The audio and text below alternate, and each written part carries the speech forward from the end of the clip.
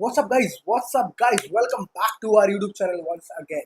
तो भाई आज हम बात करने वाले हैं एक ऐसी इन्वेस्टिंग के बारे में। लोग आप अक्सर आपने सुना होगा फंडामेंटल इन्वेस्टिंग या फिर ट्रेडिंग। आपने बहुत सुना होगा कि फंडामेंटल इन्वेस्टिंग होती है, ट्रेडिंग होती है। इन्वेस्टिंग मतलब कि फंडामेंटल्स पे ध्यान देना, और ट्रेडिंग मतलब होता है कि आप टेक्निकल्स पे ध्यान देना। यानी कि आप बस सिर्फ ये देखोगे कि कौन सा 500 दिन का डीएम है मूव कर गया, 200 दिन का डीएम है तो उसने तोड़ दिया है, और ये और वो, और कौन सा ब्रेकआउट आ रहा है, कौन से स्टॉक में, कौन सा स्टॉक है रेजिस्टेंस के आसपास है। तो ये आप ये सारी चीज़ें वॉच आउट करते हो टेक्निकल्स में। और फंडामेंटल्स में आप देखते हो कि कंपनी अंडर वैल्यूड है कि नहीं है, कंपनी सस्ती मिल रही है कि नहीं है, कंपनी का बिजनेस कैसा है, उसके रेवेन्यूज कैसे हैं। पर क्या आपने ग्रोथ इन्वेस्टिंग के बारे में सुना है? आई एम श्योर आपने बहुत सारे लोगों से, कंपनीज के बारे में, बहुत सारे इन्वेस्टर्स के बारे से ये आपने जरूर सुना होगा कि ग्रोथ ग्रोथ चाहिए, कंपनी में ग्रोथ चाहिए। But what is growth investing? आज हम इस बारे में बात करने वाले हैं कि ग्रोथ इन्वेस्टिंग और फंडामेंटल इन्वेस्टिंग में भी फर्क है, और क्या फर्क है वो हम आज इस वीडियो में बात करने वाले हैं। तो लेट्स बिगिन। तो भाई पहला टॉपिक आता है हमारा ग्रोथ इन्वेस्टिंग, राइट। एक बार मैं जो मैंने लिखा हुआ है सारी चीजें वो आपके लिए सामने ले आऊं। तो ग्रोथ इन्वेस्टिंग क्या होता है?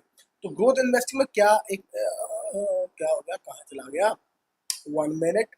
हाँ, तो ग्रोथ इन्वेस्टिंग में क्या होता है? ग्रोथ इन्वेस्टिंग बेसिकली सारी इन्वेस्टिंग उस तरीके की होती है जहां आप कंपनी में प्रॉफिट्स देखते हो। आप देखते हो कंपनी में कितनी अग्रेसिवली काम कर रही है, कंपनी में कितनी ग्रोथ है आगे।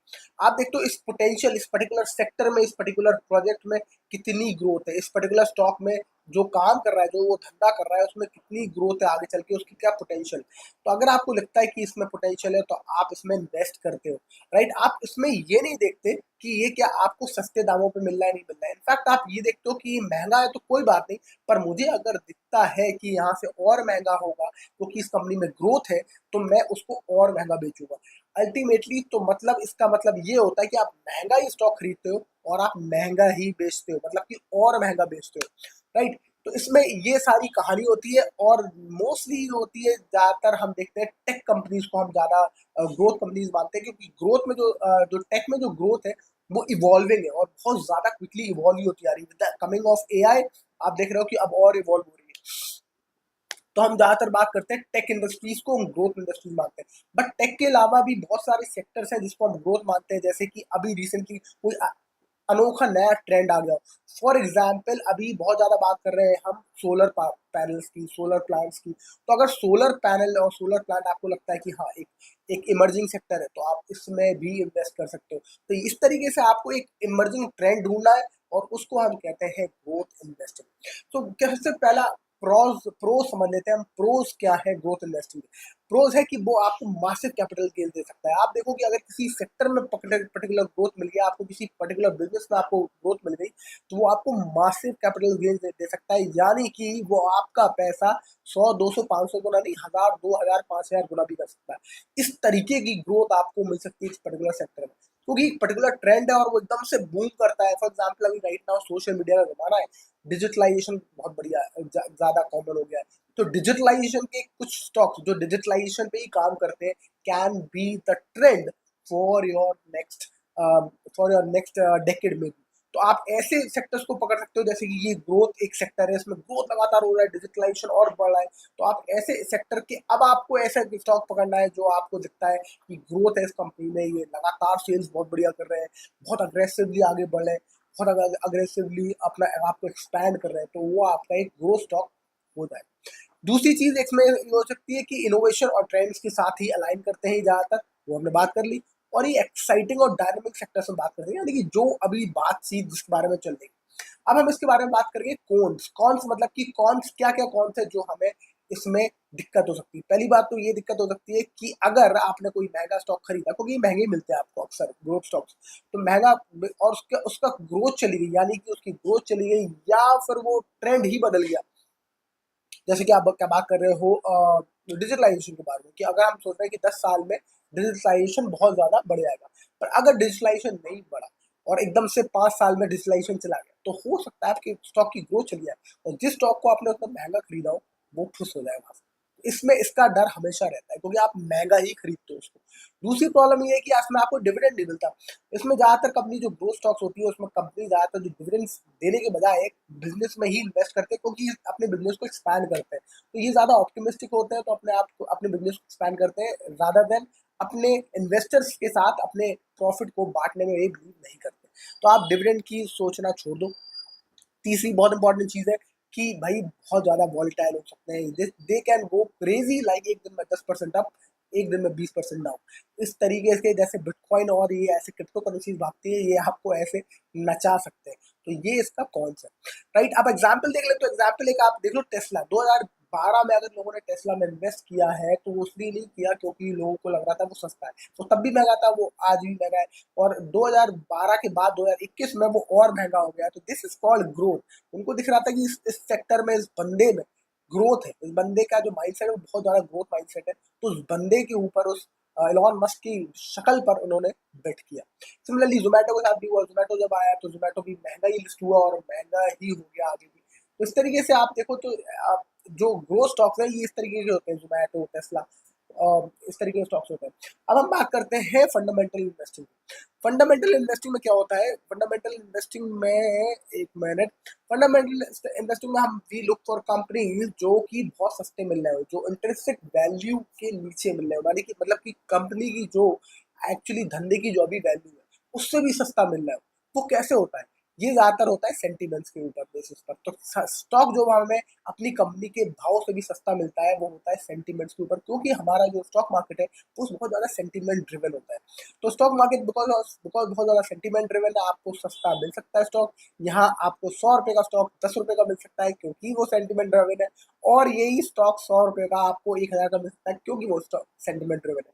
तो जब लोग ऑप्टिमिस्टिक हो जाते हैं हाईली तो वो बहुत महंगा मिलता है, जब लोग पेसिमिस्टिक हो जाते हैं तो वो बहुत सस्ता मिलता है। तो कभी भी स्टॉक अपनी इंट्रिंसिक वैल्यू के आसपास रहना मुश्किल होता है लोगों के लिए, ठीक है। तो इस तरीके से हम ढूंढते हैं ऐसी बेट्स, ऐसे स्टॉक्स जो आपको इंटरेस्टिंग वैल्यू से नीचे मिल रहे हो, तो वो होते हैं फंडामेंटल इन्वेस्टिंग, राइट। अब इसमें फायदा क्या है? इसका फायदा ये है कि आपको एक कंसिस्टेंट ग्रोथ देता है, क्योंकि फंडामेंटल इन्वेस्टिंग में आप ये नहीं देखते कि ट्रेंड क्या है, आप ये देखते हो कि कंपनी का बिजनेस स्टेबल है, कंपनी इतने साल से धंधा कर रही है, कंपनी के प्रॉफिट सही है, तो वो एक स्टेबल रिटर्न देता है, तो धीरे धीरे आगे बढ़ता है।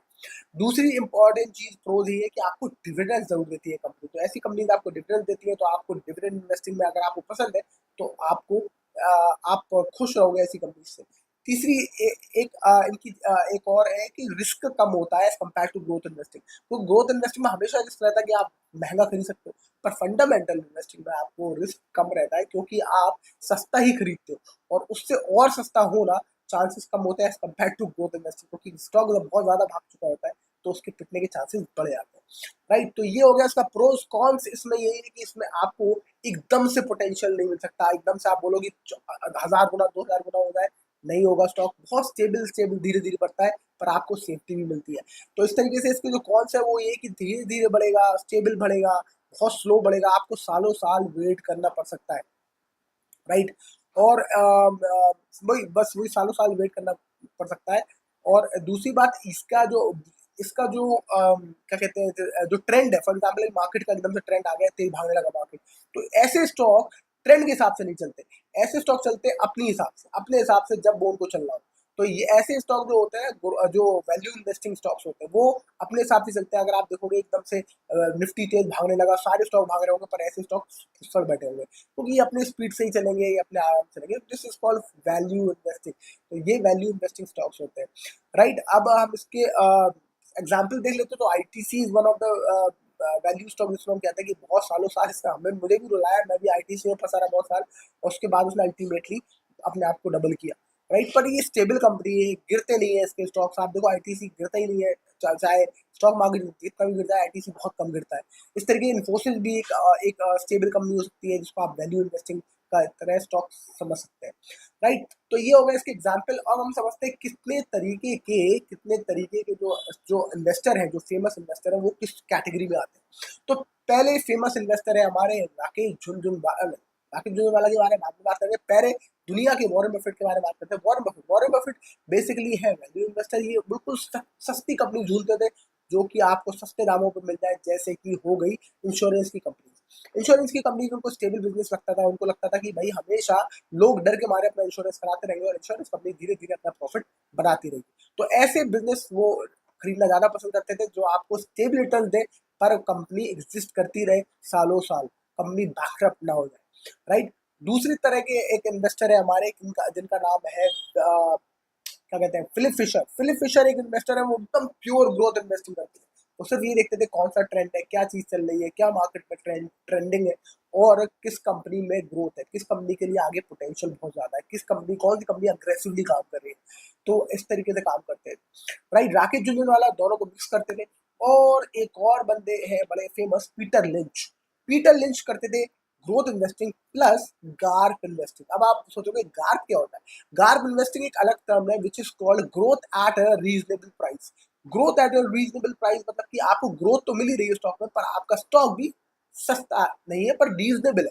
बहुत ज्यादा सस्ता नहीं मिल रहा आपको, पर रीजनेबल प्राइस पे मिल रहा है। तो this is called Garp investing, growth at a reasonable price, right. तो ऐसा कोई स्टॉक अगर आप देखना चाहें जो आपको ऐसा मिल रहा हो, तो एक स्टॉक है टाटा एलेक्सी। अब तो थोड़ा सा भाग गया है, पर उससे पहले आप देखो तो इसमें ग्रोथ भी दिखती थी साथ साथ, क्योंकि अग्रेसिवली काम करते हैं बहुत ज्यादा, प्रोजेक्ट्स इंडिया के बाहर, इंडिया में सब जगह कर रहे थे। एट द सेम टाइम इनका प्राइस जो था स्टॉक का वो भी रीजनेबली वैल्यू था। तो इस तरीके से आप ऐसे ढूंढ सकते हो, ग्रोथ इन्वेस्टिंग, गार्प इन्वेस्टिंग, आप सर्च कर सकते हो अपने हिसाब से, और अपना टेम्परामेंट के हिसाब से आप खुद डिसाइड कर सकते हैं कि are you a growth investor और are you a fundamental investor. That's it for this video. I hope आपको इस वीडियो में बहुत कुछ सीखने को मिला हो और मजा भी आया वीडियो में। Like, share, subscribe. I will see you in the next video. Thank you so much for watching. Bye bye.